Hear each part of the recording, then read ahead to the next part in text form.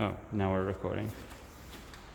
Hello, this video is for Lou Laux, and it's a video walkthrough of my final show for the Masters in Arts and Humanities at Duncan and Jordanson College of Art and Design. I am sharing the studio space with Veronique Wechsler, and I hope that you enjoy this walkthrough.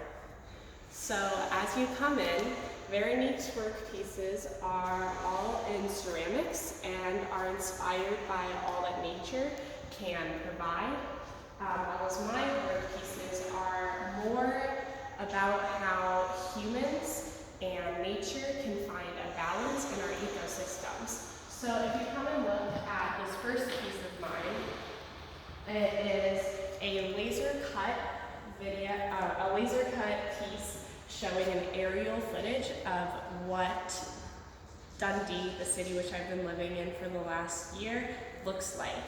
And in the cutouts, all of the areas that are already green, such as the most prominent one is House Cemetery, are in circles, while other areas which have flat roofs, such as the Overgate Mall, or just so many buildings, what are cut out. This is then transferred over into these planter pieces, which show that all of the areas that have flat roofs, now there are plants growing through them. So it's showing what an aerial view of the city could look like if we use living infrastructure. Cities like Copenhagen have already been doing this, and they have it so anywhere there is a flat roof that is being proposed to be built, it must be able to have living infrastructure put on it. So a lot of my work is about showing how easy this living infrastructure could be implemented and what a difference it could make. Some of the other pieces that are showing how this could happen are also showing how humankind and nature currently struggle to survive in the same place. So the cages, per se, of these planters are kind of trying to contain this plant life and the roots and rocks, but it's not really happening very well.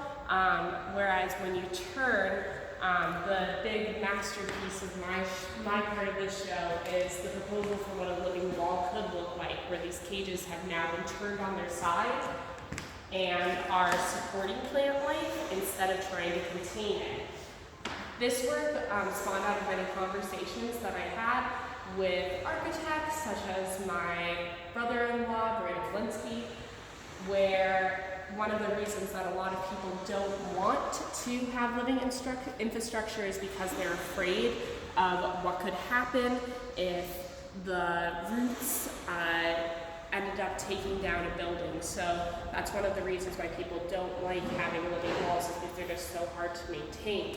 Whereas on this living wall, it is a structure that is separate from the actual building. So you're able to have the living infrastructure, but without potentially damaging a building behind it. I refer to this in my artist book, which is outlining my plans and how I came to this decision of what I wanted to make. And it talks about how my vision for what a world could look like